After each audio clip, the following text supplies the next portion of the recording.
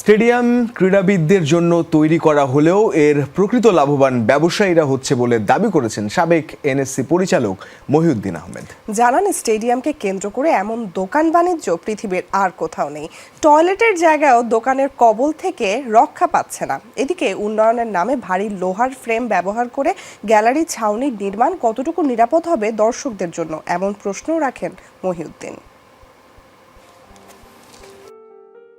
প্রায় 150 কোটি টাকা ব্যয়ে বঙ্গবন্ধু স্টেডিয়ামে চলছে সংস্কার কার্যক্রম। এই উন্নয়ন যজ্ঞে অ্যাথলেটিক্স ট্র্যাক বসানো সহ প্রেস বক্স, ফ্লাডলাইট প্রতিস্থাপন আছে তালিকায়।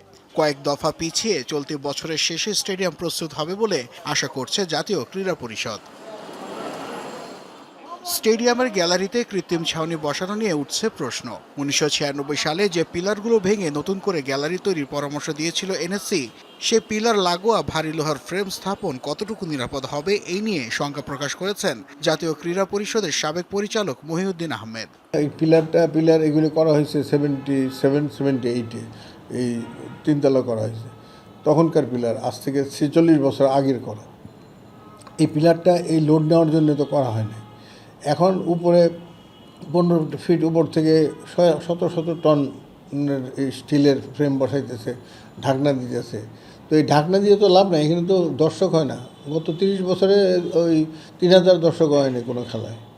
এনএসসির দোকান বাণিজ্য নিয়ে বিস্ময় প্রকাশ করেন এই সাবেক পরিচালক। বিশ্বের কোথাও এমন নজির নেই বলে জানান তিনি।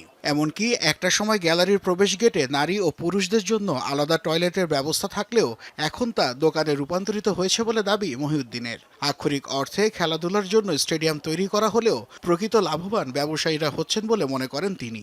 এই যে নিচে দোকান, এইদের ব্যবসায়ীদের সুবিধার জন্য এটা একটা হাট বাজারের মতো পৃথিবীর কোথাও কোনো দোকানে কোনো স্টেডিয়ামে 98-এ আবার এটা রিনোভেশন করা হয়েছে কয়েক কোটি টাকা খরচ করে, 100 কোটি টাকার উপরে। তারপরে আবার এটার উপরে ছাউনি দেওয়া, এক সময় এক বুদ্ধি আসে। আসল জিনিস যে বাথরুম এই দোকান দিয়ে দিচ্ছে সেটির দিকে কোনো খেয়াল নেই। আমাদের এনএসসিও খেয়াল করে না, মন্ত্রণালয় করে না। কেবল উন্নয়নের কথা বলে 100 কোটি টাকা খরচ করা হলেও আদৌ দেশের ক্রীড়াঙ্গন কতটুকু লাভবান হবে তা নিয়ে আছে সন্দেহ। নাসিফ শুভ, যমুনা স্পোর্টস, ঢাকা।